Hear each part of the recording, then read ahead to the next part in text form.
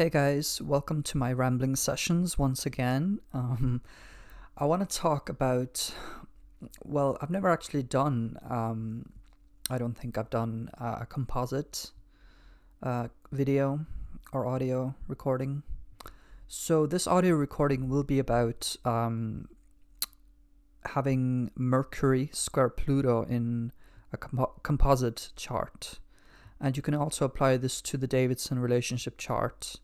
I'm not really talking about synastry, but some of these themes can show up in synastry as well.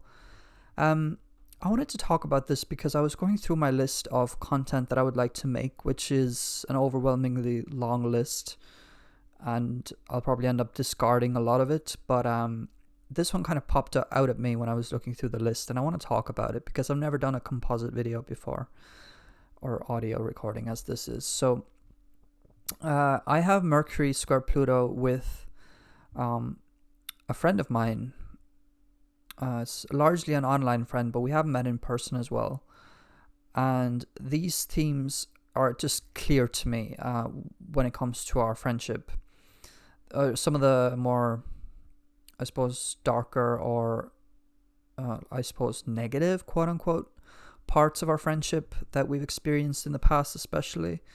Some of the Mercury square Pluto themes have really showed up in our friendship, and it's not all negative. The aspect is not all negative, but I just want to talk a little bit about how I see these themes kind of playing out in people's relationships. Can be with a friend, can be with a mother, can be with a father, can be with a sister, can be with a romantic partner, can be with anybody that you interact with. Specifically, these will show up more in sort of, you'll probably notice the patterns a little bit more with people that you have more than, one interaction with, you know what I mean? So anyway, enough rambling. So Mercury square Pluto in a composite chart is indicative of there being a sort of, I would say, a karmic connection between the two people when it comes to the way that they interact with each other on a mental, cerebral level, like how they communicate with each other on an everyday basis.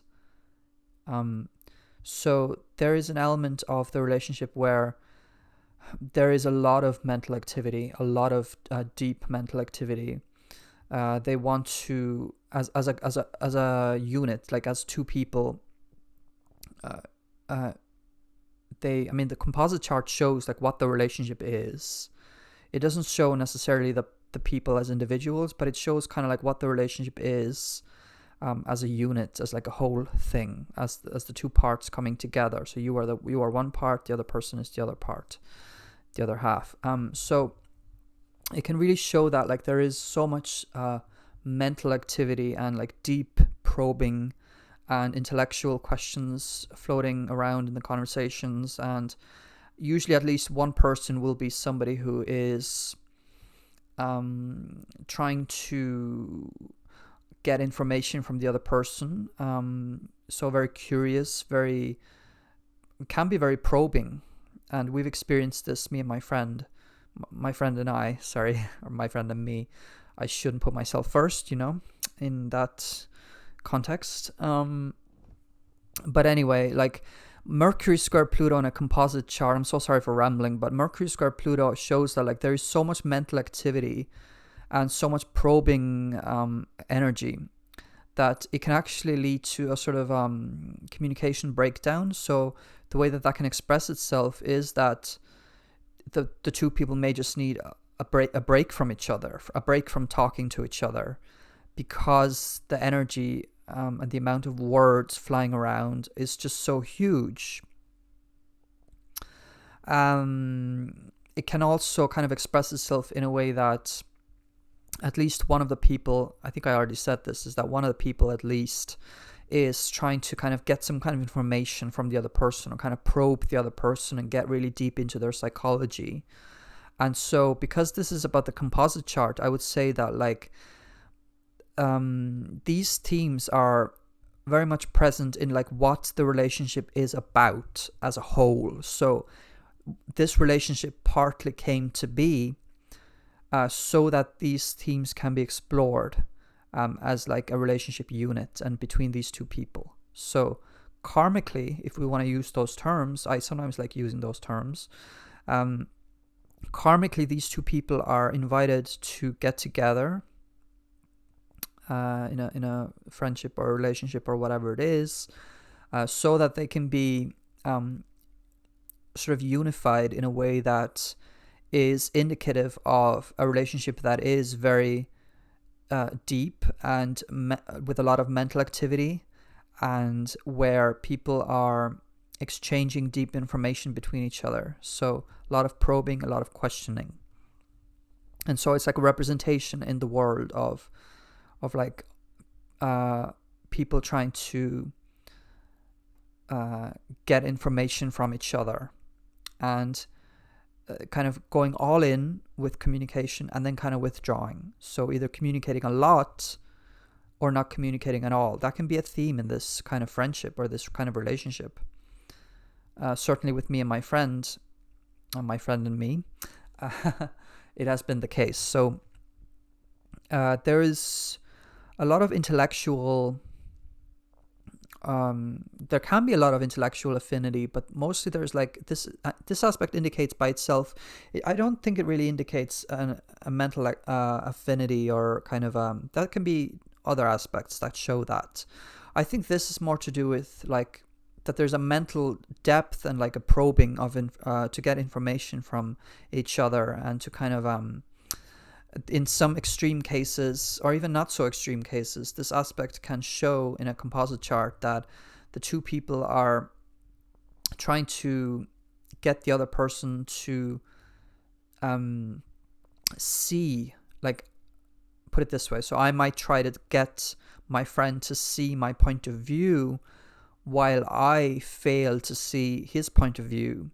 Or I might accuse him, for example, just as an example, I might accuse him of not understanding my point of view when I don't really allow myself to fully and compassionately understand his point of view, in as much, or at least not with as much vigor as I would like to. So it doesn't mean that you're necessarily like that in other relationships, or that you're necessarily like that in other areas of life. So it also depends on kind of the natal chart. So if we're talking in the context of astrology, always look at the two people's individual natal charts as well. So I don't have Mercury square Pluto in my natal chart, and I don't think my friend doesn't have Mercury square Pluto in the natal chart either. But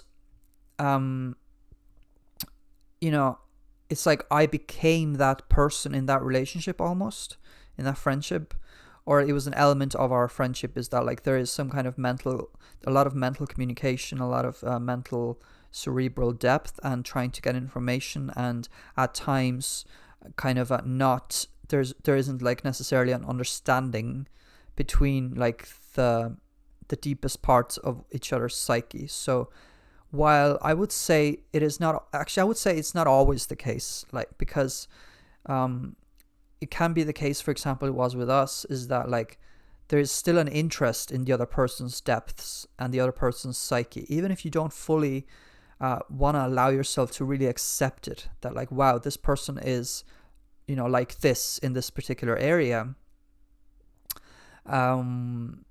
But you're still interested in digging, and interested in probing, and interested in like trying to get to the bottom of like, what is this person's psychology really about? And there's so much psychological energy and psychological even discussions just in general that can be argumentative. They can be ones where one of the people tries to get the other person to see their point of view, and kind of might be accusing the other person of not seeing the point of view, but then actually you're maybe not accepting the other person's depths at the same time. So I hope that made sense. I mean, I'm kind of just saying it in a lot of different ways, but the point is that when I would see this aspect, Mercury square Pluto, on a composite chart, there is there's at least the potential of a great amount of depth when it comes to the way that the two people interact with each other on a mental basis, the conversations they would have. And there can be very at times there can be very sort of angry or intense exchanges of words between the people, and then that might result in a break from communication, and then you kind of start communicating again in a very intense way again. And it doesn't mean that it's always intense. I mean, he is my friend, if we're using this example, so I wouldn't necessarily be friends with somebody if all the conversations are just exhausting and hugely intense. But there is an element in our friendship that is like that. That we didn't get together for no reason. Like, we got together partly for an intense exchange of ideas and communication, and to kind of learn about ourselves as well. Like, learn about, like, wow, I'm this kind of person at times where I want to, like, know things about people in a way that can be probing. And I may not be like that in other situations. So, for example, like I said, I don't have this in my birth chart, so I wouldn't necessarily be like that all the time in this kind of way. But there's certain friendships or certain relationships that I've had that I might be like that because of the composite chart influence. I will also say that when the two people do understand each other, they can really understand each other on a very deep level because of this Pluto influence of just wanting to get to the depths. Mercury is very clever, very cerebral. It's kind of like the intellectual, communicative, intelligent sort of part of us. I don't want to say intelligent because all the planets are intelligent in different ways. I want to talk about more like it's like the it's like the intellectual part of us. It's like the mental, cerebral, how we communicate, how we get our words across, how we talk to people, how we think. It's more that side of things. So I don't want to use the word intelligent, but more like intellectual. And Pluto is very probing. It wants to get to the depths and to the mysteries and to the dark things. Pluto wants to dig up the dark stuff. And so with relationships like this that have Mercury square Pluto on the composite chart, it can be indicative of two people coming together to have an intense series of encounters. So they may not be intense all the time, but there's an element where at least sometimes the relationship will be a symbol for the way that in society we sometimes